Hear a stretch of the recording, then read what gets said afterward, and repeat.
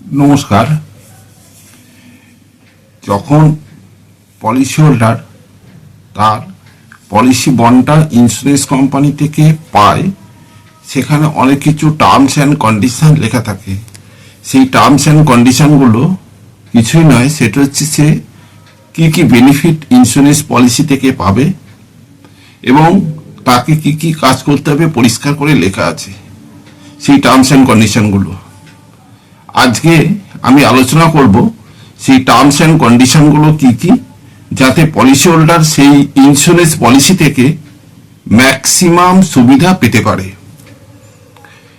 Part 4, this is an educational channel for policy holder and new and existing agent of life insurance company. এবং এইতে হচ্ছে life insurance কোম্পানির বিভিন্ন terms and কন্ডিশনগুলো আজকে আমি ব্যাখ্যা করছি।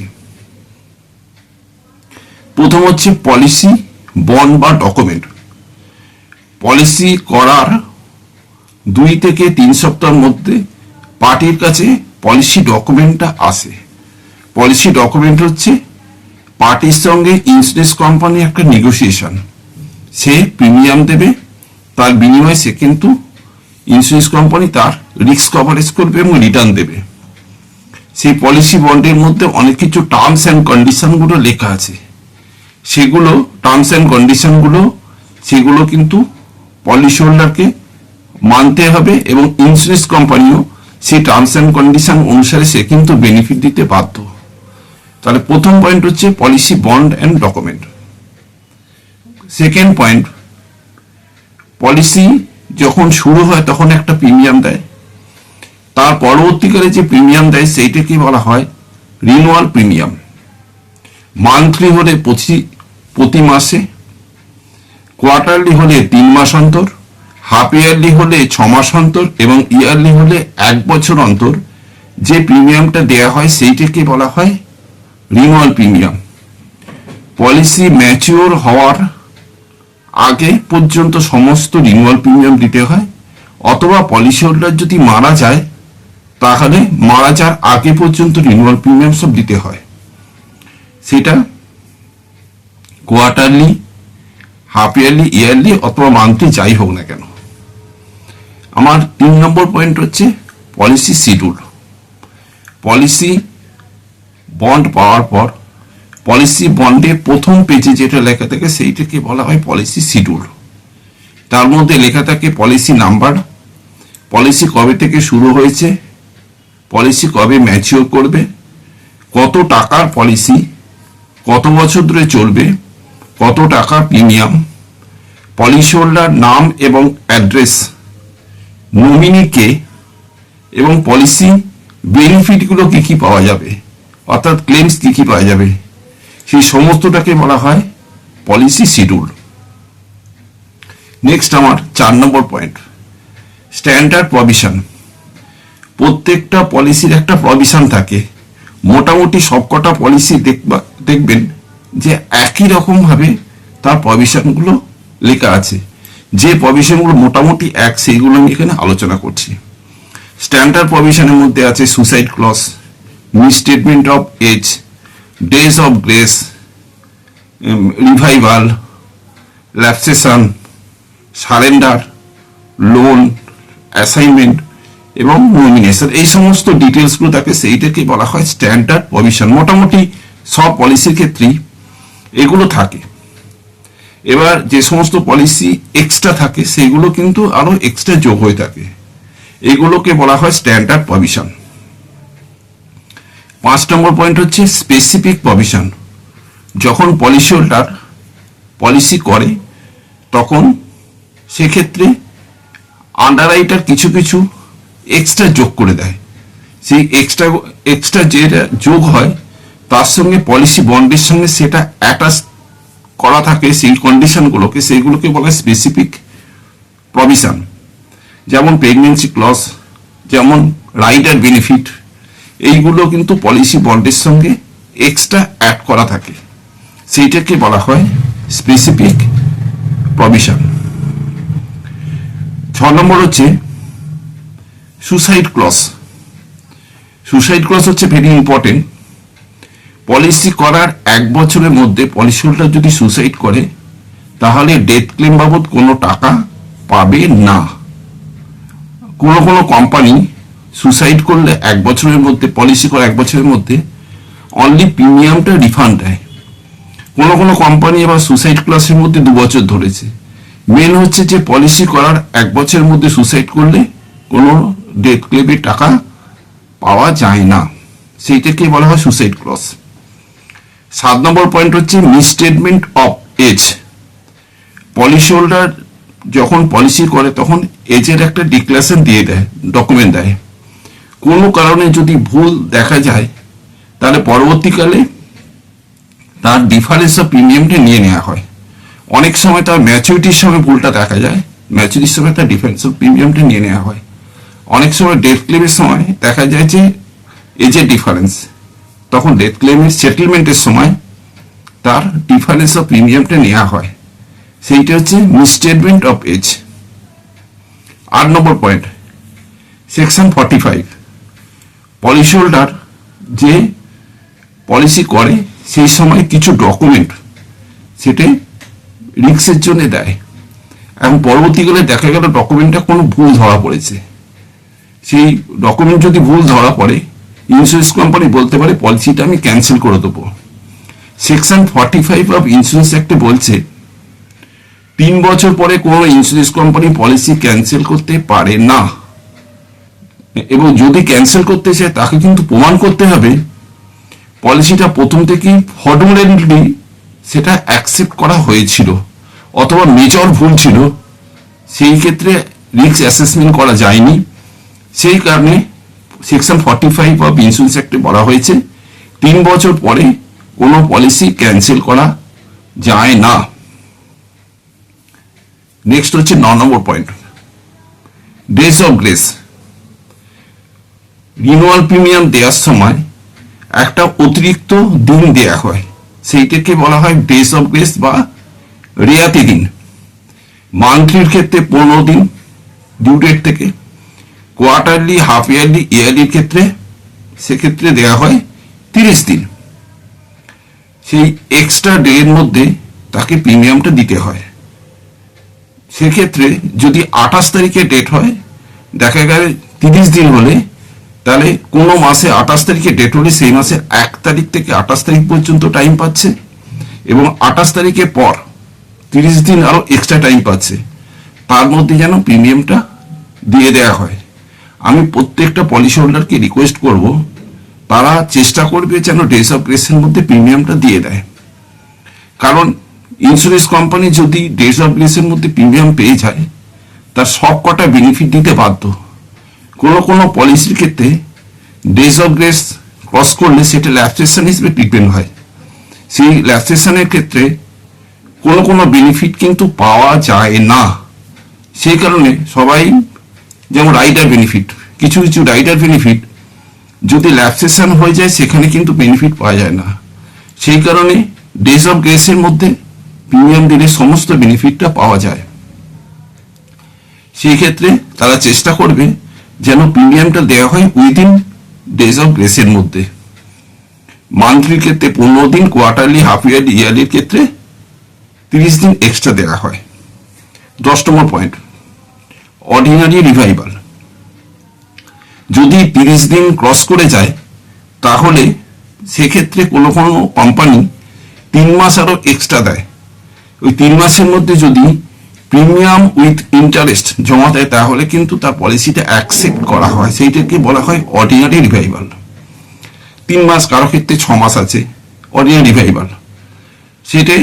এবং এই অর্ডিনারি রিভাইভালের ক্ষেত্রে কিছু বেনিফিট বেশ কয়েকদিন পলিসি চলার পর এক্সট্রা পাওয়া যায়, সেইটাকে বলা হয় অর্ডিনারি রিভাইভাল। নেক্সট পয়েন্ট হচ্ছে 11 নম্বর, স্পেশাল রিভাইভাল। যদি পলিসি যেদিন ডিউ ডেট আছে সেখান থেকে গ্রেস পিরিয়ড এক্সপায়ার করে গেছে, তারপরও 1 বছর, 2 বছর, 3 বছর সে প্রিমিয়াম দেয়নি, ম্যাক্সিমাম 3 বছরের, ম্যাক্সিমাম তার 5 বছরের মধ্যে যদি পলিসি নতুন করে চালু করতে চায় তাহলে তার পলিসিটা চালু করা যায়, সেইটাকে বলা হয় স্পেশাল রিভাইভাল। স্পেশাল রিভাইভালের ক্ষেত্রে পলিসি হোল্ডারকে প্রিমিয়াম দিতে হয়, যত টাকা প্রিমিয়াম বাকি আছে, ইন্টারেস্ট দিতে হয় এবং হেলথের ডিক্লারেশন দিতে হয়। সেক্ষেত্রে হেলথের ডিক্লারেশন যেভাবে দিতে হয় তার নতুন করে পলিসির যে আন্ডাররাইটিং সিস্টেম আছে সেইভাবে করা হয়।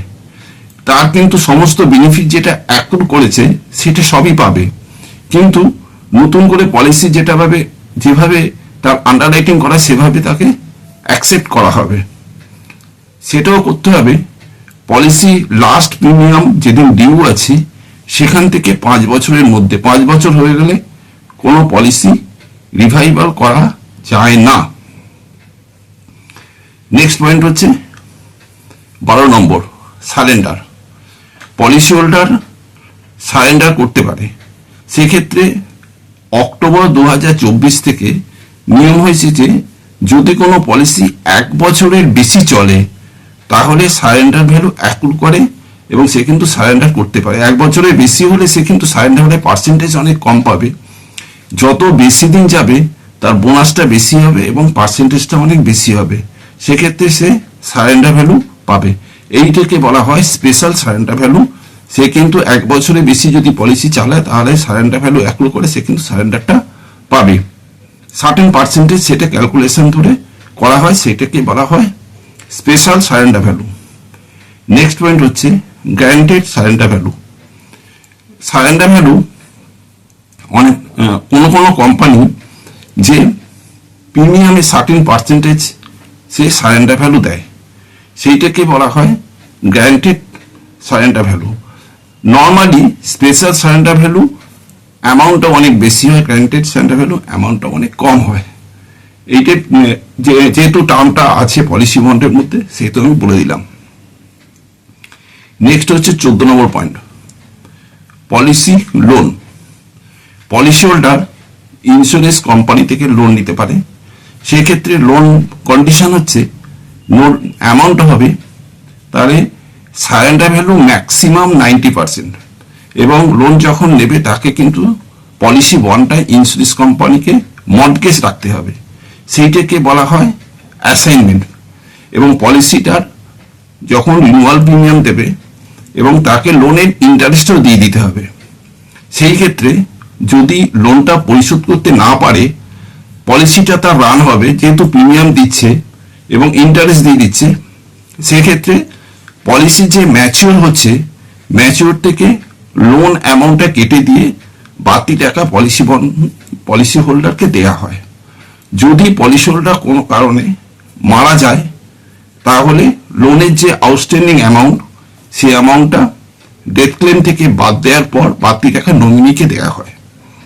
অর্থাৎ পলিসি লোন যদি ইন্স্যুরেন্স কোম্পানি থেকে নেয় সেক্ষেত্রে নমিনি ভ্যালিড, এটা কিন্তু very very important. Next point, loan against policy from financial institution or bank. অনেক সময় পলিসি হোল্ডার ভাবতে পারে সে লোন নেবে ফাইন্যান্সিয়াল ইনস্টিটিউশন থেকে অথবা ব্যাংক থেকে। সেক্ষেত্রে পলিসি বন্ডটা মর্টগেজ রাখতে হয় ব্যাংকে, সেই মর্টগেজকে বলা হয় অ্যাসাইনমেন্ট। ব্যাংক সেই অ্যাসাইনমেন্টের পেপার ইন্স্যুরেন্স অফিসে দেয়, ইন্স্যুরেন্সে রেজিস্ট্রি করার পর আবার ব্যাংকে ফেরত দেওয়া হয়। ব্যাংক কত টাকা লোন দেবে সেটা কিন্তু ইন্স্যুরেন্স কোম্পানি কোনো ফ্যাক্টর নয়, তারা দেখবে যে মর্টগেজ করা হয়েছে। এবং পার্টি যদি মারা যায় বা পার্টি ম্যাচিওর হলে পুরো টাকাই কিন্তু ব্যাংকে দেয়া হয় এবং পুরোপুরি দায়িত্ব হচ্ছে ব্যাংকের। নেক্সট পয়েন্ট হচ্ছে অ্যাসাইনমেন্ট। এই যে ইন্স্যুরেন্স কোম্পানিকে মর্টগেজ দেওয়া হচ্ছে বা ব্যাংকে মর্টগেজ দেওয়া হচ্ছে সেইটাকে পলিসি বন্ডটাকে অ্যাসাইন করা হয়, মর্টগেজটাকে বলা হয় অ্যাসাইনমেন্ট।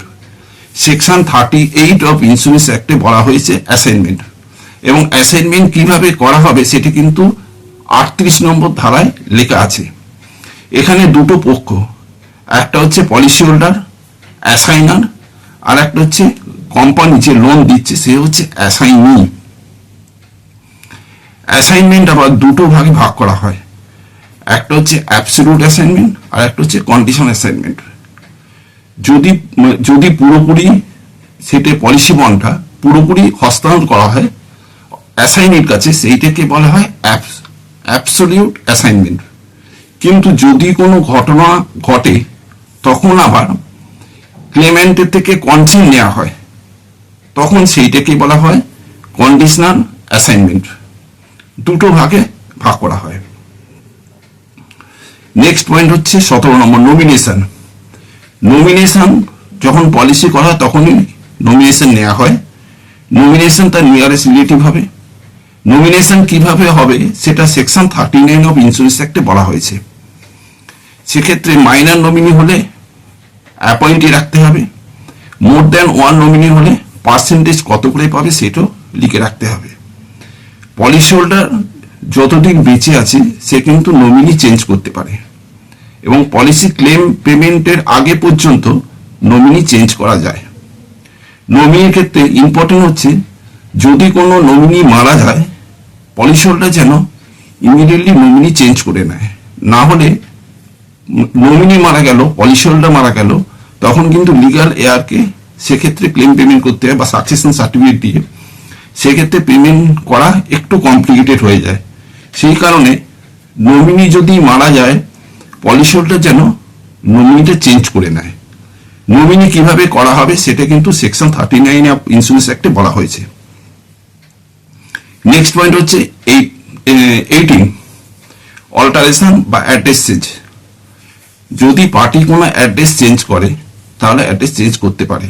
পলিসি বন্ডে ইন্স্যুরেন্স কোম্পানিকে অ্যাপ্লাই করতে হয়, নিজের অ্যাড্রেস চেঞ্জের দরখাস্ত করে তার ডকুমেন্ট দিয়ে অ্যাড্রেস চেঞ্জ করতে পারে।